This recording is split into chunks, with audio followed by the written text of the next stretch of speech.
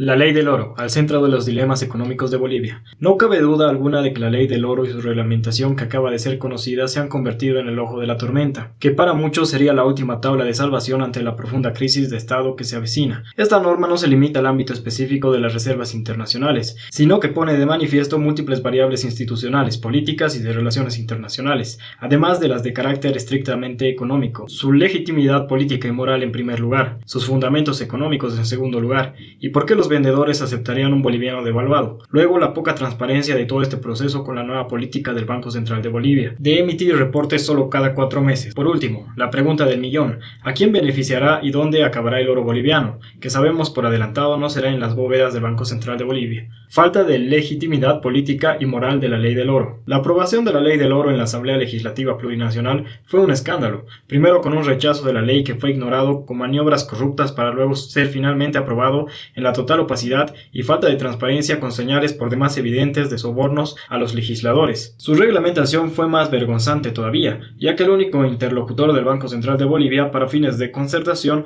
por no decir aval, fueron las cooperativas auríferas, una corporación de organizaciones que se mueven fundamentalmente en la ilegalidad, desde todo punto de vista, no respeto de leyes ambientales, minerales, impositivas y aduaneras. Además que es un secreto a voces que no son más que una fachada para cubrir los intereses chinos que están detrás de inversiones y operaciones en las minas, muchas veces con apoyo de personal extranjero vinculado al narcotráfico. Es por demás preocupante los extremos a los que está llegando la desinstitucionalización del Estado boliviano, la de un Estado fallido.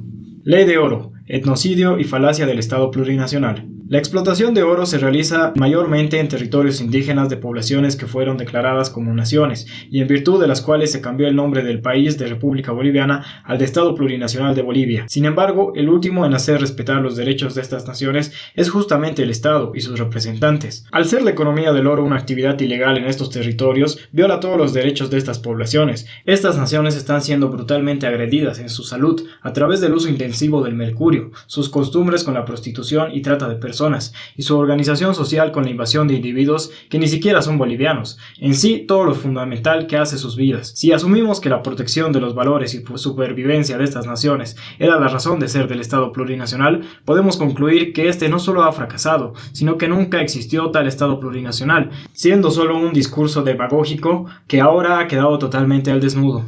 Ley del oro. No hay lógica económica para que reciban bolivianos. La mayor evidencia que la ley del oro trae gato encerrado y en definitiva no beneficia a Bolivia y al conjunto de bolivianos es que dadas las actuales circunstancias cambiarias no cuenta con ninguna racionalidad económica. Nadie vendería su oro al Banco Central de Bolivia en bolivianos devaluados, con tendencia a devaluarse más. Conviene entonces interrogarse sobre los motivos reales por los que los cooperativistas harían negocio. El verdadero beneficio para sus verdaderos mandantes, inversionistas chinos, será blanquear sus actividades ilegales en el ámbito medioambiental, jurídico y la fuente del dinero. La certificación de trazabilidad del metal es crítica en mercados internacionales. Obtendrían personalidad jurídica entidades que están explotando el oro boliviano ilegalmente y comprando oro de contrabando, sin mencionar el lavado del dinero utilizado en la comercialización primaria del oro, es decir, antes de presentarlo al Banco Central de Bolivia.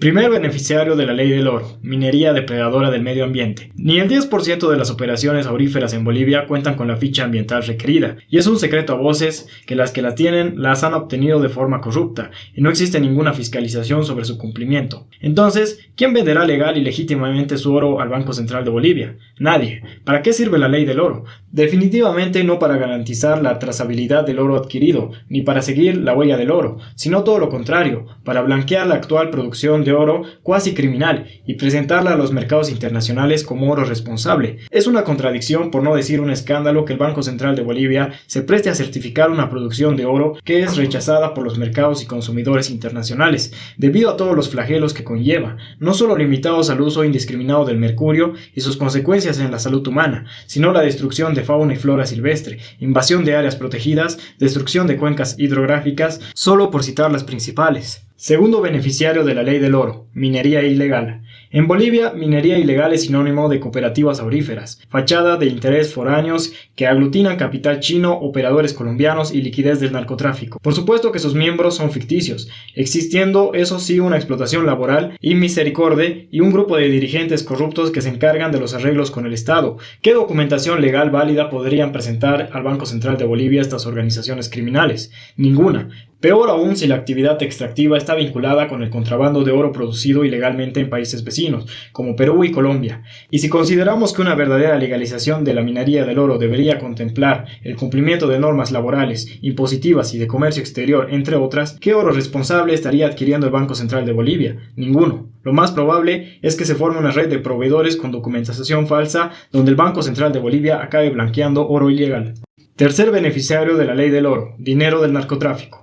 La magnitud de la minería ilegal del oro, negocio de miles de millones de dólares anuales, la ha convertido en el socio ideal para el lavado de los recursos provenientes del narcotráfico, particularmente del contrabando de oro ilegal proveniente de los países de la región, Perú y Colombia esencialmente. La oportunidad surge en la medida de que este oro de contrabando se mezcla con el oro explotado ilegalmente en territorio boliviano, mezcla que seguramente será el oro legal, que en definitiva sea ofrecido en venta al Banco Central de Bolivia. Es más, es el único oro que no tendrá problemas en asumir una pérdida de su comercialización, recibiendo bolivianos devaluados, ya que el verdadero beneficiario será el haber blanqueado todos los dólares del narcotráfico. Algo muy similar cuando en la década de los 80 del siglo pasado en Bolivia se compraban lavadoras importadas a menos de la mitad de su precio de Miami, que era de donde en esa época las traían. Curiosamente, muchas similitudes con la época de la UDP. Cuarto beneficiario de la ley del oro: misterio sobre las reservas internacionales netas.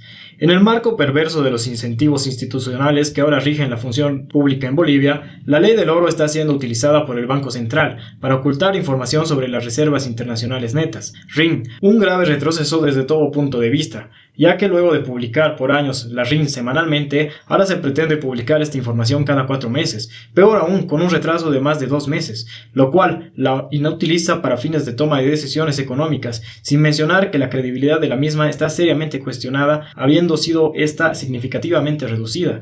Este ocultamiento de información financiera vital para el funcionamiento económico es una aceptación tácita de una situación de crisis, que en algún momento impactará fuertemente en los formadores de expectativas racionales por parte de los agentes económicos, provocando primero una corrida cambiaria y luego monetaria.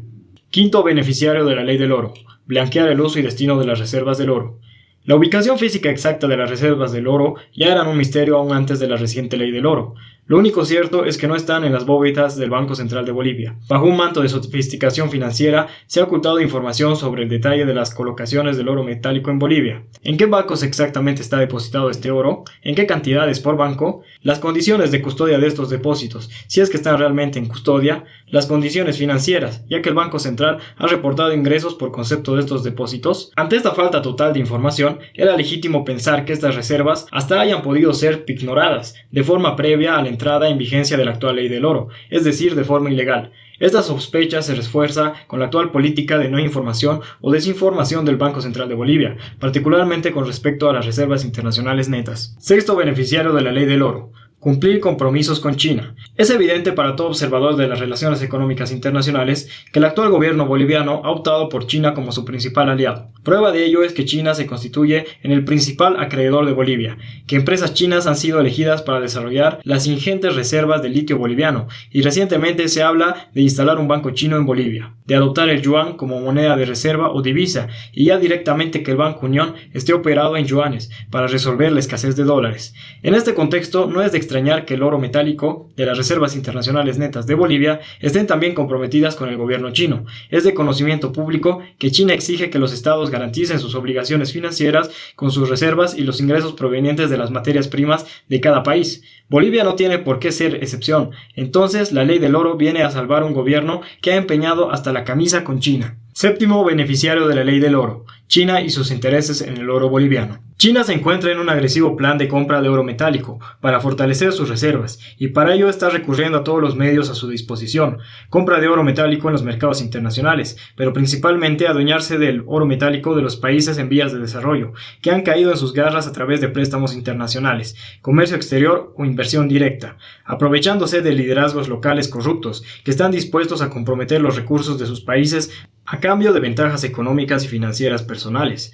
Bolivia es el paradigma de este modelo, donde se han concentrado estos factores a la vez. Por un lado, las reservas en oro metálico cayeron presas del endeudamiento externo con China, situación que se agrava día a día con la actual escasez de dólares. Por otro lado, el gobierno no ha dudado en violar todo tipo de leyes para que el capital chino explote a discreción los ingentes yacimientos bolivianos de oro y sirva de tránsito para el oro ilegal de países vecinos. Por último, hasta el oro blanco, el litio boliviano, ha caído en manos chinas. Único perdedor, Bolivia, ya que no quedará nada para su desarrollo.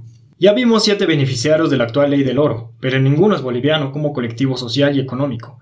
Los beneficiarios son privados y sectores gubernamentales, que están operando corporativamente contra el interés nacional, de forma ilegítima y hasta ilegal. Sería de esperar que una real bonanza de oro no solo se refleje estadísticamente en las exportaciones bolivianas, sino que realmente venga a engrosar las reservas, pero para quedarse, es decir, para fortalecer de forma estructural a la moneda boliviana, que se trate de una explotación de oro responsable, respetando el medio ambiente, áreas protegidas y a los pueblos originarios que las habitan, que el empleo que se genere sea digno y respetuoso de los derechos humanos, que los emprendimientos motores de esta actividad sean formales y cumplidores de todas las normas y leyes bolivianas, particularmente impositivas y laborales. En fin, que los beneficiarios sean bolivianos, tanto gobierno, empresarios, industriales, trabajadores y poblaciones locales. Lamentablemente, nada de esto está ocurriendo, todo lo contrario.